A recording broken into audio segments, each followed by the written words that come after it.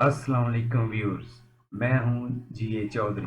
आज हम बात करेंगे पेंशनर बेनिफिट अकाउंट जो है, जिसको हम बहबूद सेविंग सर्टिफिकेट जो हैं, इन पर जो प्रॉफिट हमें मिलता है उस पर टैक्स कैलकुलेट कैसे होगा। और दूसरा जो है प्रॉफिट जो बैंकों पे से मिलता है, मसलन प्रॉफिट ऑन डेट 7B, तो इस पर जो है टैक्स कैलकुलेट कैसे होगा। तो चलिए चलते हैं कंप्यूटर की स्क्रीन पर और देखते हैं जी। तो सबसे पहले हम लॉगिन होंगे आईआरएस के पोर्टल पर। तो इधर लिखते हैं CNSE नंबर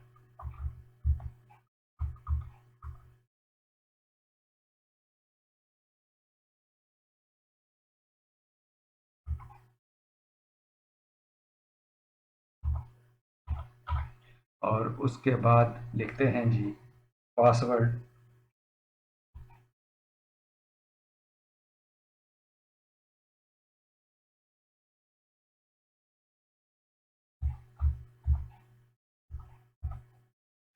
और सॉरी पासवर्ड, दोबारा पासवर्ड लिखते हैं जी।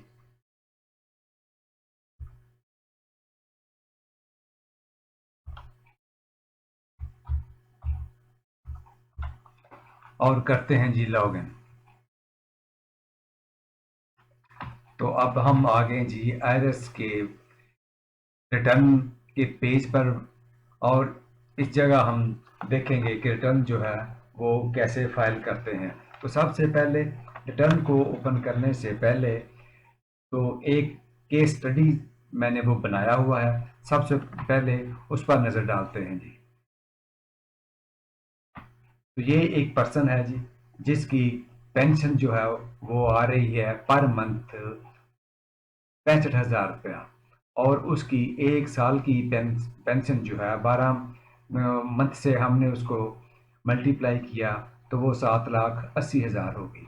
और इसके साथ उसको पेंशनर बेनिफिट अकाउंट जो है उसने नेशनल सेविंग में अपना अकाउंट जो है वो खुलवाया हुआ है।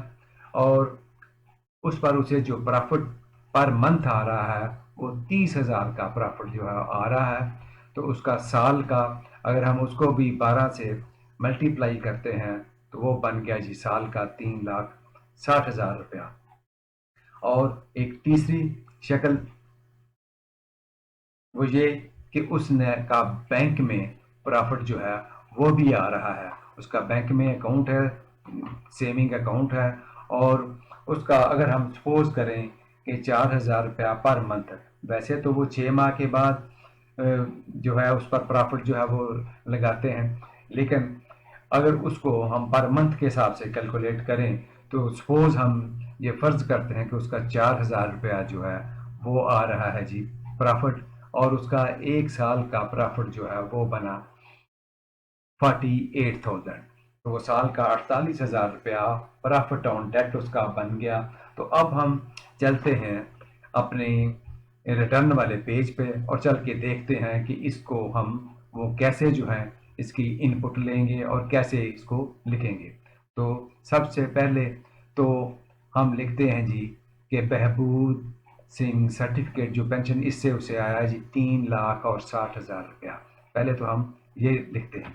सबसे पहले हम चलेंगे जी डिक्लेरेशन में जाने के बाद हम आ गए जी नॉर्मल रिटर्न में। इस जगह हमने पीरियड करना है 2022, उसको एंटर किया, सिलेक्ट किया, तो ये रिटर्न ओपन हो गई। तो सबसे पहले हम चलेंगे जी ये जो टैब है अदर रेवेन्यू वाला, बिजनेस का अदर रेवेन्यू वाला, इस जगह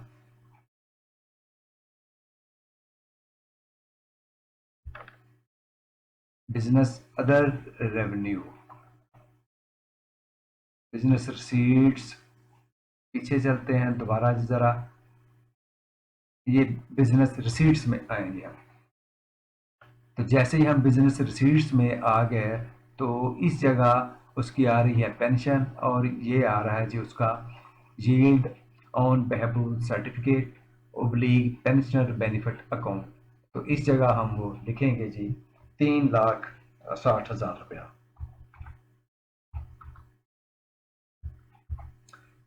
इसको करेंगे जी कैलकुलेट। 2 बार कैलकुलेट करने से ये आ गई 3,60,000 रुपया। यानी ये इसको नॉर्मल टैक्स में वो ट्रीट करेगा जी। और दूसरी हमारी थी जी पेंशन। पेंशन की मद में हमने वो लिखी हुई थी। इधर चल के हम देखते हैं कि हमने कितनी पेंशन जो है वो कैलकुलेट की हुई है। ये 3,60,000 रुपया तो हमने उधर लिख दिया पेंशन बेनिफिट अकाउंट में, और उसकी पेंशन जो बनाई हुई है वो है 7,80,000 रुपया।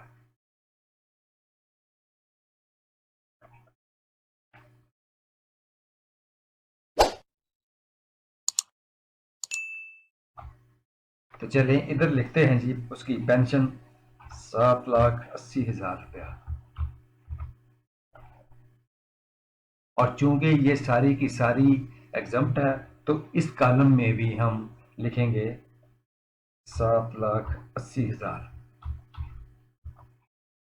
और इसको करते हैं जी कैलकुलेट।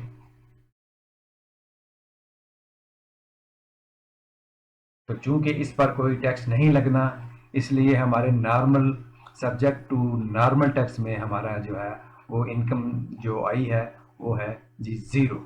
ठीक है जी। इसके बाद हम दोबारा अपने चार्ट पे चलते हैं और देखते हैं कि तीसरी चीज़ हमारे पास क्या है। पहले हम इन दोनों को कैलकुलेट करके देखते हैं कि जी कितना जो है वो हमारा जो बना है उस पर टैक्स कितना जो है लगा है। चलिए चलते हैं जी हम कंप्यूटेशन में।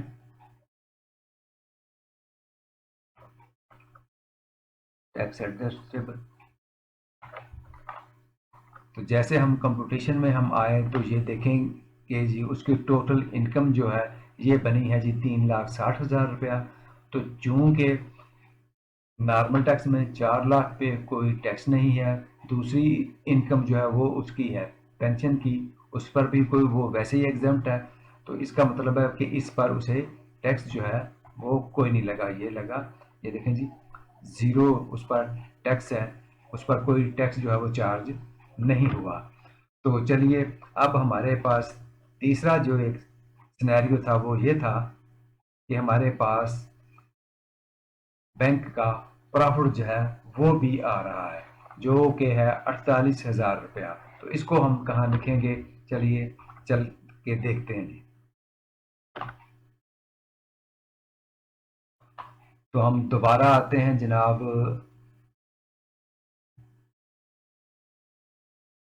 अदर रिसीट्स में। तो इस जगह ये देखें ये कॉलम बना हुआ है profit on debt. Profit on debt if amount under section 7B exceed 5 million. अगर तो 5 मिलियन से ज़्यादा है तो हम इस जगह पे लिखेंगे। लेकिन चूंकि हमारी तो सिर्फ है ही 48,000 है, तो उसको हम कहाँ लिखेंगे, पहले इस से ऊपर रॉयल्टी और ये प्रॉफिट ऑन डेट इन दोनों के दरमियान एक कॉलम होता था जो कि लेस देन 5 मिलियन वाली अमाउंट जो है वो हम उधर लिखते थे। तो अब चूंकि वो नहीं है तो हम उसको लिखेंगे इस जगह पे 48,000 रुपया हमने इस जगह लिख दिया। और चूंकि इस पर फाइनल टैक्स लगना है, इस पर नॉर्मल टैक्स नहीं लगना, इसलिए हम इसको इधर एग्जाम्पशन वाले कॉलम में भी लिख देंगे ताकि नॉर्मल टैक्स जो है वो ना लगे। और चूंकि इसको लगना ही फाइनल टैक्स है, इसको कैलकुलेट किया और कैलकुलेट करने के बाद अब चूंकि इस पर फाइनल टैक्स लगना है तो अब हम चलते हैं कि फाइनल वाले टैब। तो हम फाइनल वाले टैब में आ जाते हैं। इस जगह हम देखते हैं जी कि हमारी 7B जो है वो किधर है।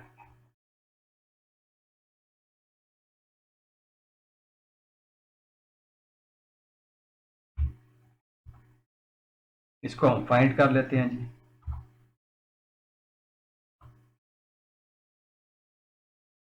तो ये हमारी आ गई जी 7B। तो इस जगह जैसा कि ये लिखा हुआ है, profit on debt under section 7B, amount not exceeding 5 million. ये देखें इधर कॉलम नॉट एक्सीडिंग 5 मिलियन जो है वो बना हुआ है। तो इस जगह हम प्लस का निशान भाई, इधर IBAN नंबर, हम बैंक का वो नंबर लिखते हैं कि अकाउंट नंबर हमारा जो है वो क्या है, सपोज 1 2 3 4 5 7 6 3 2 1 जो भी है। लिखने के बाद अब हम बैंक लिख देते हैं जी। सपोज जी वो MCB है, ब्रांच है जी उसकी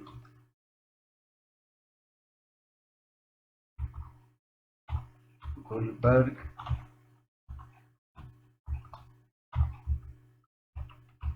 गुलबर्ग ब्रांच लाहौर, और अकाउंट जो है वो है जी हमारा वो सेविंग का। तो इसको कर देते हैं जी ओके। ये ओके करने के बाद अब इस जगह हम लिखते हैं जी उसकी अमाउंट 48,000। 48,000। तो चूंकि इस पर टैक्स जो है वो लगेगा 15% के हिसाब से, तो ये कैलकुलेट करेगा। अब हम इसको कैलकुलेट करते हैं, इसको बंद कर देते हैं। ऊपर आके हमने इसको किया जी कैलकुलेट। ये देखें जी इसको कैलकुलेट किया तो इसने 15% के हिसाब से इसको 7,200 रुपया इसका जो है वो टैक्स जो है वो निकाल दिया है। ठीक है जी। तो ये 7,200 रुपया जो है, चूंकि ये बैंक ने ऑलरेडी इस पे डिडक्ट किया हुआ है, लिहाजा हम इसको यहाँ लिखते हैं जी कि हमारा इतने पैसे जो हैं वो ऑलरेडी कट चुके हैं।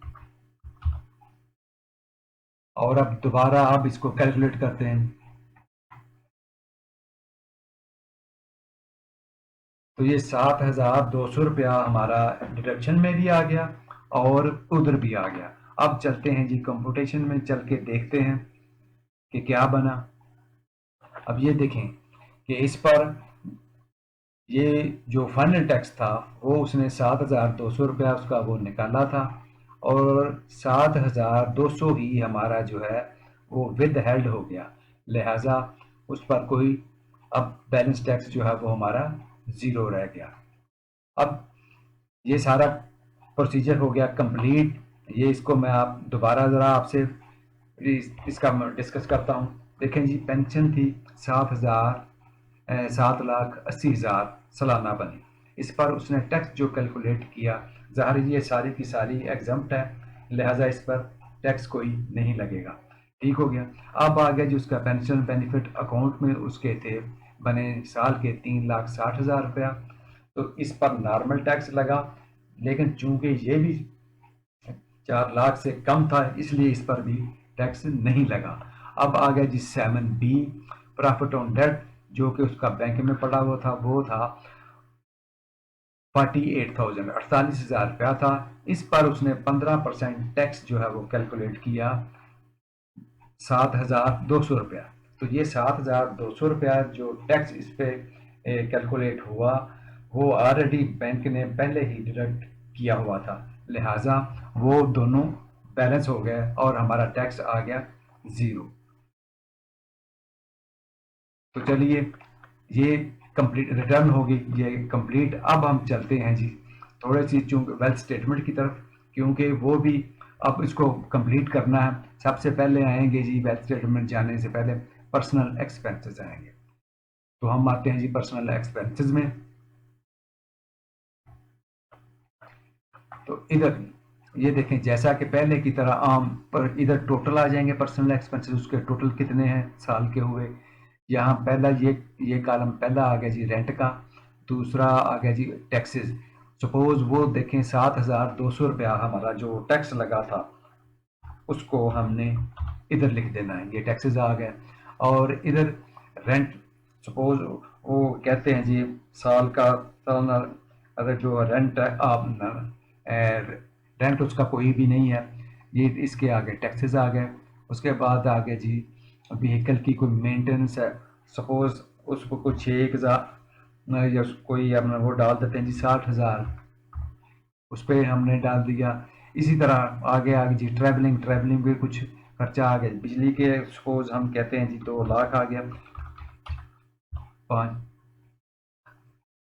इसी तरह वाटर का है, वाटर के कुछ पैसे जो है ना वो हमने वो डाल दिए हैं जी। तो ये भी वो कहते हैं जी हमारा को सपोज हमारा 5,000 कर लें, चलें जी, सीधी सीधी फिगर रहे। अच्छा, फिर आ गया जी हमारा टेलीफोन का, टेलीफोन पे भी कोई एक्सपेंसेस होंगे। उसके बाद आ गया जी हमारा मेडिकल, मेडिकल भी ज़ाहिर को खर्चे होते हैं, जितने आपके खर्चे हैं आपने वो डालने हैं। तो ये सारे खर्चे बना के अब हम इन सब को जो है हम वो ख़त्म करते हैं। तो मैं यहाँ लमसम जो है वो खर्चे जो है ना वो डाल देता हूँ। मैं कहता हूँ जी हमारे जो है जी टोटल जी 5 लाख रुपया जो है वो एक्सपेंसेस हुए हैं। 3 4 5। और ये जो है ये वाले इनको मैं ख़त्म कर रहा हूँ ताकि एक लमसम अमाउंट जो है आपके जितने हैं आपने उतने डालने हैं, या आप उनको इकट्ठे भी लिख सकते हैं। इसको किया जी कैलकुलेट करते हैं। ये 5 लाख आ गए इसके एक्सपेंसेस। अब वेल्थ स्टेटमेंट की तरफ चलते हैं, पर्सनल एसेट्स की तरफ। अब चलो पर्सनल एसेट्स में सबसे पहले ये देखेंगे उसकी आ गई एग्रीकल्चर प्रॉपर्टी। अगर आपकी कोई एग्रीकल्चर प्रॉपर्टी है तो आपने इस टैब को प्रेस करना है। प्रेस करने के बाद यहाँ आप एग्रीकल्चर उसकी प्रॉपर्टी लिखेंगे। यहाँ लिखेंगे कि वो कितनी है, कितने एकड़ है या कितने कनाल है, उसका एड्रेस क्या है, वो सारा लिखने के बाद इसको हम कर देंगे जी ओके है जी। तो ये ऐसे उसकी ये प्रॉपर्टी आ जाएगी, ये एग्रीकल्चर इनकम आ जाएगी। फिर आ गया जी आपकी कोई कमर्शियल प्रॉपर्टी जो है वो आपने इस जगह पे वो लिखनी है। कमर्शियल प्रॉपर्टी अगर किसी का कोई हाउस है जो भी है जी, सपोज वो कहता है जी कि मेरा कोई उसका कोई प्लाट है जी, वो हम लिखते थे जी प्लाट किधर है जी, वो भी हम लिखते हैं जी कि उसका 10 मरला प्लाट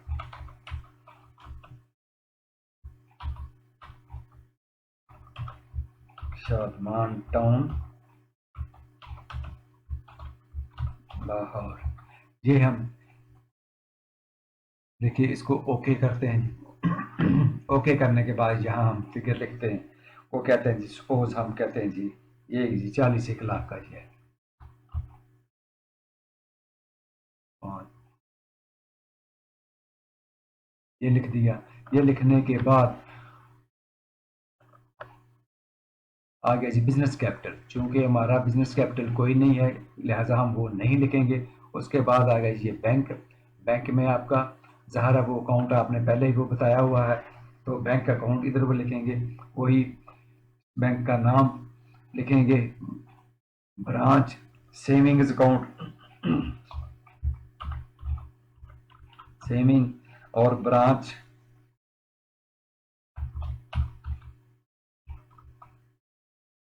ब्रांच जो भी है, ब्रांच लिखने के बाद हम इसको कर देंगे जी ओके।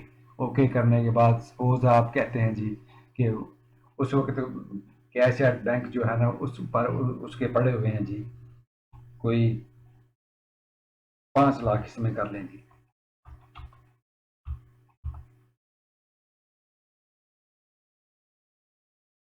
अच्छा, उसके बाद आगे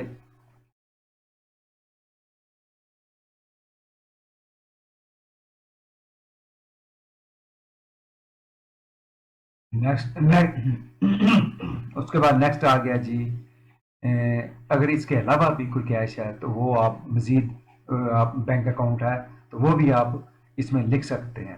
प्रेशियस ये अमाउंट है, ये कोई कीमती चीज़ें गोल्ड वगैरह जो भी है वो भी आप लिख दें जी 5 1 लाख का वो 3 4 5 ये लिख दिया जी। इसके बाद आ गया जी हाउस होल्ड इफेक्ट जो है, अपने आपने अपने हिसाब से लिखने, मैं एक रफ सा आइडिया जो है ना वो आप वो दे रहा हूँ। हाँ जी, तो सपोज ये भी हम कहते हैं जी 5 1 लाख के ये हैं, ये भी हो गया जी। अच्छा जी, अब पर्सनल आइटम्स, इसको पहले कैलकुलेट कर लें, ये देखते हैं जी कितना बना।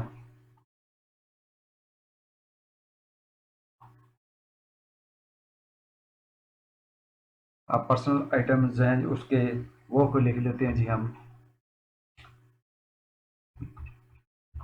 10 1 लाख, हम वो भी लिख देते हैं जी। इसको कैलकुलेट किया।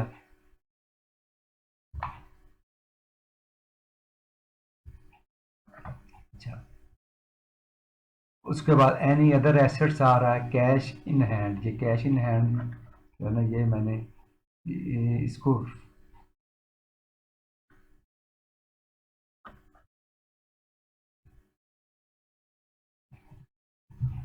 10 और इसको करते हैं जी 5, इसमें और डाल दें 15 एक कर लेते हैं। इसको कैलकुलेट करें कितना बन रहा है जी। अच्छा, अब जो एनी अदर एसेट्स या कोई और कोई चीज़ रह गई है, इसमें कोई कोई भेड़ बकरी या कोई और चीज़ या एनी अदर एसेट्स कोई भी रह गया है जी, तो हम एनी अदर एसेट्स में वो लिख देते हैं जी।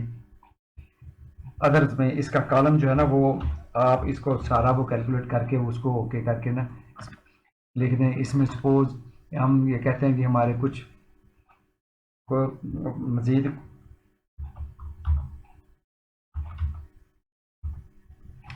ये हम कोई फिगर हमने लिख दी, इसको हमने किया जी कैलकुलेट।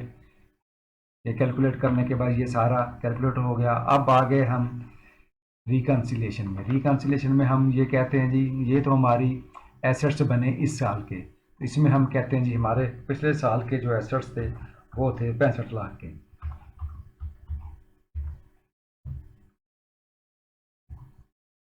अच्छा, अब ये 5 लाख जो है ये हमारे आ गए जी एक्सपेंसेस, जो हमारे खर्चे हुए हैं। अब हमने नॉर्मल टैक्स में सबसे पहले अपनी इनकम लिखनी है सब्जेक्ट टू नॉर्मल टैक्स में। तो पीछे हम लिख के आए हैं जी, ये हमारा है चार्ट, इसमें हम वो देख लेते हैं कि नॉर्मल टैक्स में हमारी जो रकम जो आई है वो है जी ये वाली 3,60,000 रुपया। इसको हम लिखते हैं इधर 3,60,000 रुपया।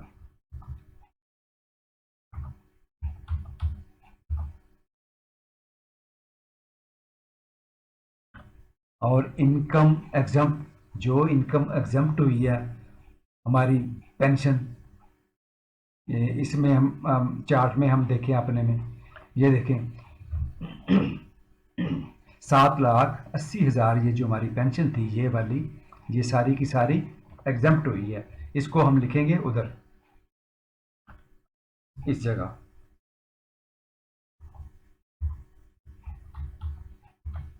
ये लिख दी। अब तीसरी हमारी फाइनल टैक्स वाली रकम थी जो वो है हमारी ये वाली 48,000, इसको हम लिख देंगे जी इधर 48,000, ये सारी हमने लिखेगी। अब हम करते हैं जी इसको कैलकुलेट। तो जब हमने कैलकुलेट किया तो हमारी ये फिगर आई, अनरिकनसाइल्ड अमाउंट ज़ीरो। ये अमाउंट हमारी ये वाली जो है इसको हर शक्ल में ज़ीरो होना चाहिए। तो ये हमारी आ गई ज़ीरो। इसका मतलब है कि हमने जो कैलकुलेशन की, जो हमने ये वेल्थ स्टेटमेंट बनाई, जो टैक्स की कैलकुलेशंस की, वो सारी ठीक है और अब हम इसको सबमिट कर सकते हैं। तो सबसे पहले हम क्या करेंगे कि इसको करेंगे जनाब वेरीफाई। ये वेरिफिकेशन का टैब है, इस पर हम गए। वेरिफिकेशन के टैब में आने के बाद यहाँ हम 4 डिजिट का अपना कोड लिखेंगे। कोड लिखने के बाद ये वेरीफाई पिन कर देंगे। जैसे ही वेरीफाई पिन हो जाएगा और होने के बाद हम इसको कर देंगे सबमिट, तो हमारी रिटर्न जो है वो सबमिट हो जाएगी। तो इसमें अगर आपको कोई डाउट या कोई ऐसी चीज़ रह गई हो जिसकी समझ ना आई हो तो आप मुझे कमेंट करें, तो मैं इंशाल्लाह ताला उसको जो है एक्सप्लेन करूँगा। अगर ये वीडियो अच्छी लगी है तो इसको लाइक करें और सब्सक्राइब करें, क्योंकि सब्सक्राइब करने में कोई इसकी कॉस्ट नहीं लगती। सिर्फ जो आने वाली दूसरी वीडियो जो है उनको आप बआसानी जो है वो देख सकेंगे। तो अल्लाह हाफिज़।